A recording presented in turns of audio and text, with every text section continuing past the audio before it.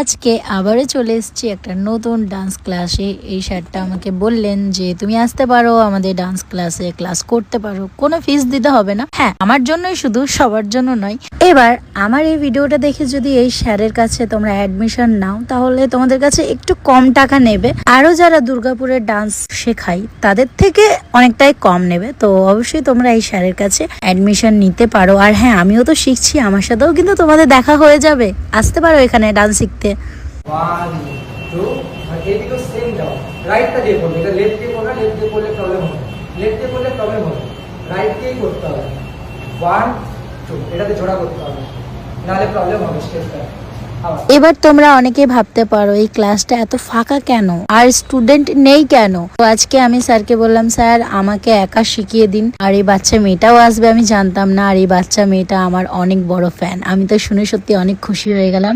আর sir আমাকে dance শিখিয়ে দেওয়ার পর তাও আমি পাচ্ছিলাম না, কিন্তু এই ছোট পুচকি বাচ্চাটা আমাকে শিখিয়ে দিচ্ছে ডান্স।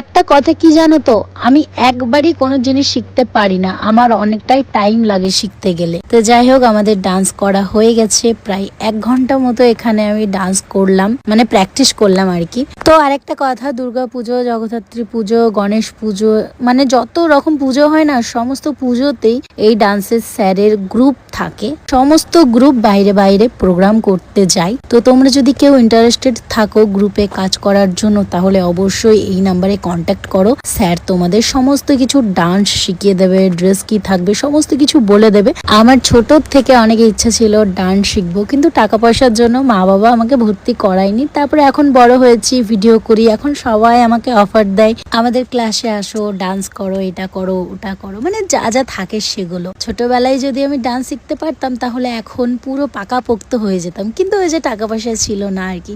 যাই হোক, তোমাদের সাপোর্টে, তোমাদের ভালোবাসায় আমি এত দূর এগিয়েছি। তোমরা এইভাবেই আমাকে সাপোর্ট করতে থাকো, এইভাবেই ভালোবাসা দিতে থাকো, তাহলে আমি আরো ভালো ভালো কাজ করতে পারবো। আর মাঝে মাঝে আমি ল্যাদ খাই, এটাই হচ্ছে আমার প্রবলেম।